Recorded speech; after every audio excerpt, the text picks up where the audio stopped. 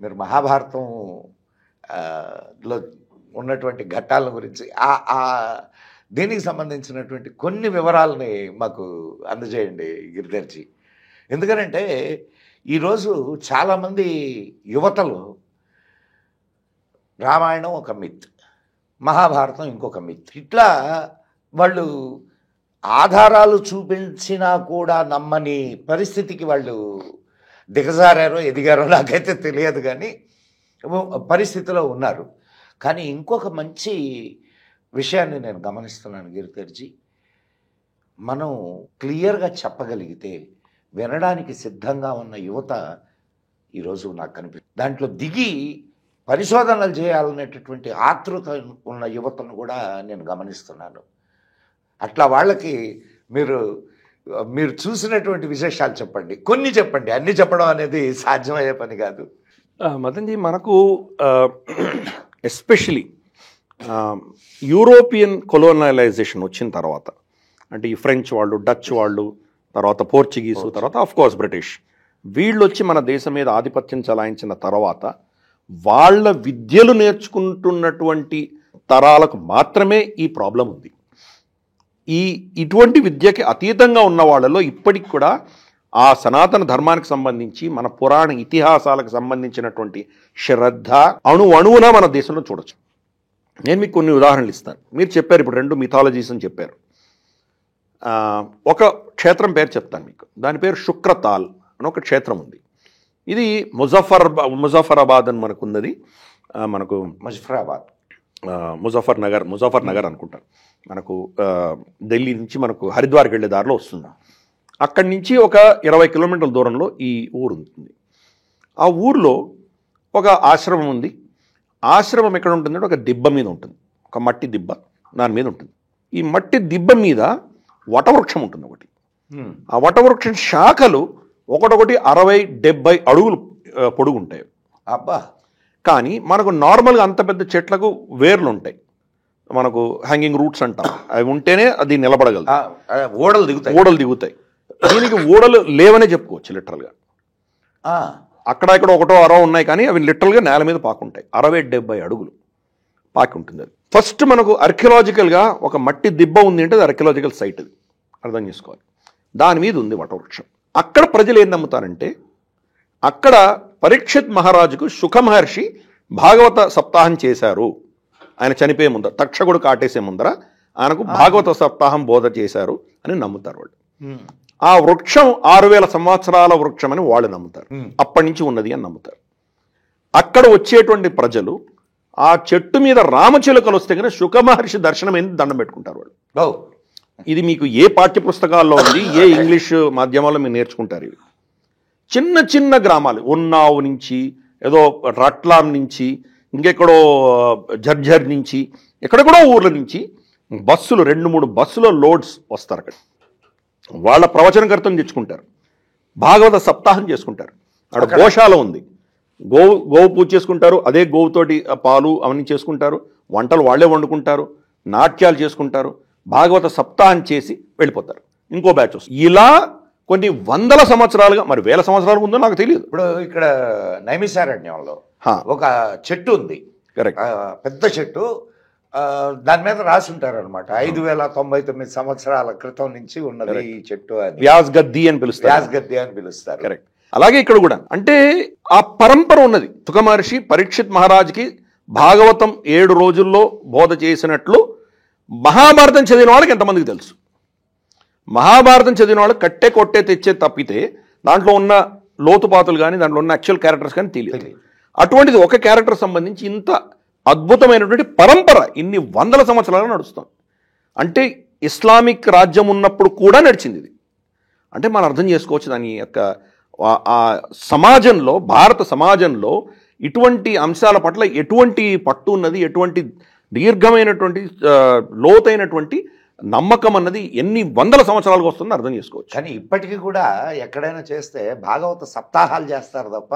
Correct. అప్పటి పరంపర. అంటే మీకు వాడికి ఎవరు చరిత్ర నేర్పించారు, వాళ్ళకి ఎవరికి ఇటువంటి ఈ క్వశ్చన్స్ ఎవరికి పుడుతున్నాయి? ఈ పాశ్చాత్య చదువులు చదువుకున్నటువంటి పిల్లలకు మాత్రమే పుడుతున్నాయి. వాళ్ళకి పుట్టట్లేదు, ప్రశ్నలు పుట్టట్లేదండి. కాబట్టి వీళ్ళకి మనం చెప్పగలిగింది ఏంటంటే భారతదేశాన్ని దర్శించండి. మీరు భారతదేశాన్ని దర్శిస్తే మీకు భారతదేశం అంటే ఏంటో అవగాహన వస్తుంది. మీరు చదువుకున్న పుస్తకాలు కావచ్చు, చూస్తున్న సీరియల్స్ కావచ్చు, దీంట్లోంచి మీకు భారతదేశం అర్థం కాదు. ఫర్ ఇన్స్టెన్స్ మనకు ఇంకో 2-3 క్షేత్రాల గురించి చర్చిద్దాం ప్లీజ్. లోమస మహర్షి అని ఒక క్యారెక్టర్. నేను చాలా రిమోట్ క్యారెక్టర్స్ పికప్ చేస్తున్నాను. మాకు పెద్ద పెద్ద క్యారెక్టర్స్ అయితే మనకు అర్థమైన విషయాలు ఏమని. లోమస మహర్షి అని ఒక ఆయన ఉన్నారు. మహాభారతం చదివిన వాళ్ళకి ఎంతమందికి తెలుసు లోమస మహర్షి అంటే? మొత్తం 1,00,000 శ్లోకాలు చదివిన వాళ్ళ పరిస్థితి వేరే, వాళ్ళ గురించి మాట్లాడట్లేదు. మామూలుగా చదివిన వాళ్ళకి ఎంతమంది తెలుసు? మనకు బిఆర్ చోప్రా సీరియల్ తీసిన వాళ్ళకు, చూసిన వాళ్ళకు కూడా లోమస మహర్షి గురించి ఎవరన్నా విన్నారా? ఆయన పాత్ర ఏంటి మనకు తెలియదు. లోమస మహర్షి ఆయన మహాజ్ఞాని. ఆయన ఎంట్రీ ఎగ్జిట్ ఇస్తుంటారు. ఆయన యుధిష్ఠిరుని యువరాజ్ చేసినప్పుడు ఆయన వస్తారు అక్కడికి, అలాగే రాజసూయాగం చేసినప్పుడు వస్తారు ఆయన, స్వయంవరం అప్పుడు వస్తారు ఆయన. అలా ప్రతి సీన్లో ఆయన ఋషుల పేర్లు ఆయన పేరు కూడా ఉంటుంది. ఆయన మెయిన్ క్యారెక్టర్ ఏంటంటే, అర్జునుడు పాశుపతాస్త్రం కోసం స్వర్గలోకానికి వెళ్ళినప్పుడు, అక్కడికి వెళ్ళినప్పుడు, ఇంద్రుడి దగ్గరికి వెళ్ళినప్పుడు మిగతా 4 పాండవులు అర్జునుడు ఎలా ఉన్నాడో అని బాధపడుతుంటారు, భయపడుతుంటారు. అప్పుడు ఈయన వచ్చి ఇంద్రుడు పంపిస్తాడు ఈయన్ని.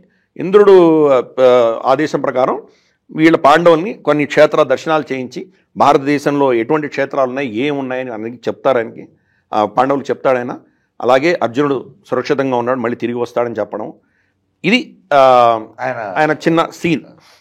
అటువంటి క్యారెక్టర్ మనకు తెలియకపోయినా మహాభారతం తెలిసినట్టు మనం అనుకుంటాం. ఆయన లోమస మహర్షి పేరిట 3-4 క్షేత్రాలు ఉన్నాయి. హర్యానాలో ఒక గ్రామం ఉంది, ఆయన పేరు లోహర్ మాజ్రా. ఆ ఊరే ఆయన పేరుతో వచ్చింది, లోహర్ మాజ్రా. ఇది నేను కనుక్కునేదో చాలా కష్టం మీద కనుక్కొని ఆయన ఎక్కడుంది. ప్రతి ఊర్లో ఇంకోటి దీనిలో క్యారెక్టర్ ఏంటంటే, గుళ్ళు ఇప్పుడు వచ్చినాయి, అప్పుడు గుళ్ళు లేవు.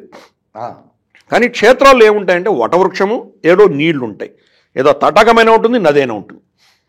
ఈ 2 కామన్ ఉంటాయి ప్రతి వాటికి.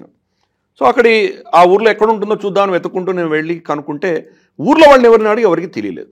సో ఎలాగో నాకు తెలిసినటువంటి కాంటాక్ట్స్ కొంత ఆర్కియాలజిస్ట్ వాళ్ళని వీళ్ళని కనుక్కొని వెళ్తే వాళ్ళ డైరెక్షన్ ప్రకారం నేను వెళ్ళాను. నేను వాళ్ళని అడిగాను, ఎందుకు ఈ ఊర్లో ఎవరికి తెలియదు దీని గురించి అంటే, ఆయన ఏం చెప్పారంటే, ఈ ఊర్లో ఎక్కువ ముస్లిమ్స్ ఉండేవాళ్ళు, పార్టిషన్ అయ్యాక వీళ్ళందరూ పాకిస్తాన్కి వెళ్ళిపోయారు, పాకిస్తాన్ నుంచి వచ్చిన హిందువులు వాళ్ళ భూములు తీసుకున్నారు, కాబట్టి వీళ్లకు వాళ్ళ ఊరి స్థల పురాణం తెలియదు అని చెప్పాడు ఆయన. కానీ వారు ఆ ఊర్లో ఉన్నటువంటి హిందువులకు తెలియకపోయినా ఆ క్షేత్రం ఉంది. లోహర్ మాజ్రాలో లోమస మహర్షి స్థాపించిన శివలింగం ఉంది అక్కడ. చిన్న క్యారెక్టర్. అలాగే చిన్న ఘటన మనకు తెలుసు, జయద్రథుడిని చంపుతానని శపథం చేస్తాడు అర్జునుడు. సూర్యాస్తమయం లోపల చంపుతానంటాడు ఆయన. అదే కథ అంతా ఉంది, నేను కథలోకి వెళ్ళను. దాంట్లో ఒక చిన్న ఘటన, ఒక బహుశా అరగంటనో గంట సేపు జరిగినటువంటి విషయం. గుర్రాలు అలసిపోతాయి, అర్జునుడి గుర్రాలు అలసిపోతాయి. కృష్ణుడు ఏమంటాడంటే, ఇంకా ముందుకు వెళ్ళలేవు అవి, దానికి కొన్ని నీళ్లు కావాలి, రెస్ట్ కావాలి, దానికి అలసట తీరాలి, కాబట్టి ఏమైనా చేయని అర్జునుడు అడుగుతాడు.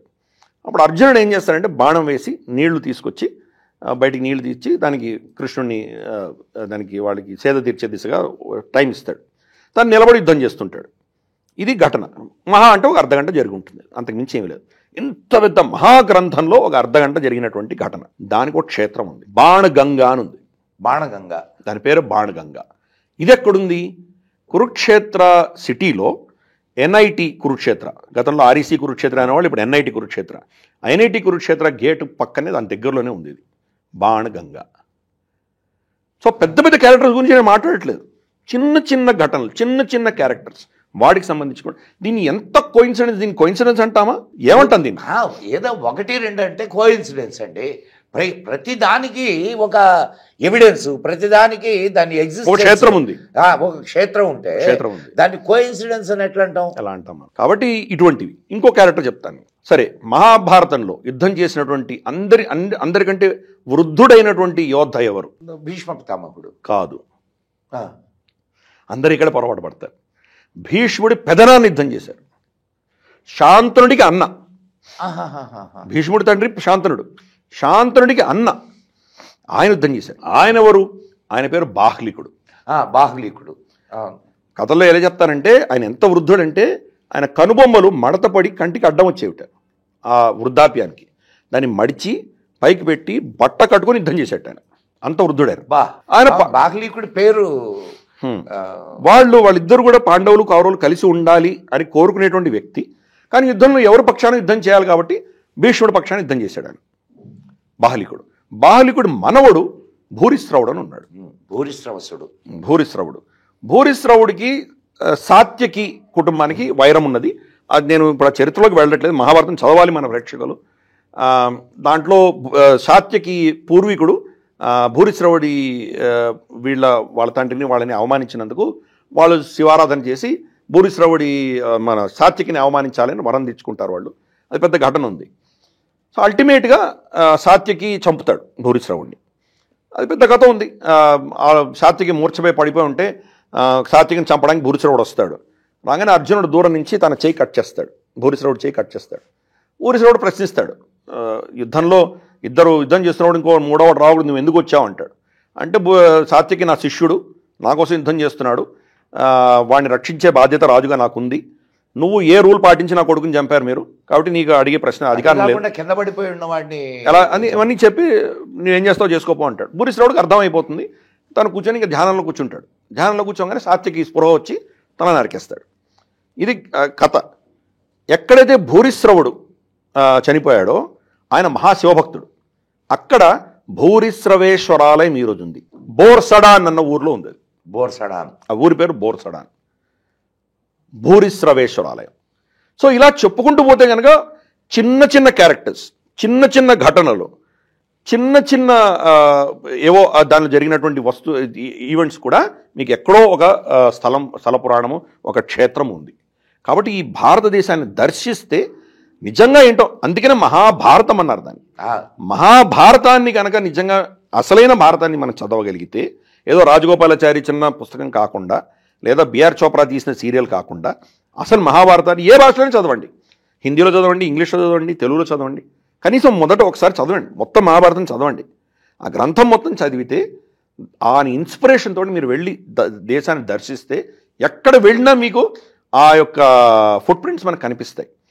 మనం కొన్ని ప్రాంతాలకు వెళ్తే కానీ ఇక్కడ శ్రీ మహావిష్ణువు అవతారం ఎత్తారు కదా, కృష్ణ పరమాత్మలు ఇక్కడ వెళ్ళారు కదా, అటువంటి కనెక్షన్ మనకు ఏర్పడుతుంది. సరే అక్కడ క్లీన్గా ఉండకపోవచ్చు, చాలా పొల్యూషన్ ఉండొచ్చు, దాంతో మనకు సంబంధం లేదు. ఇక్కడ ఇటువంటి క్షేత్రంలో ఈ ఘటన జరిగింది కదా అని మనకు కనెక్షన్ ఏర్పడుతుంది. ఖచ్చితంగా అండి.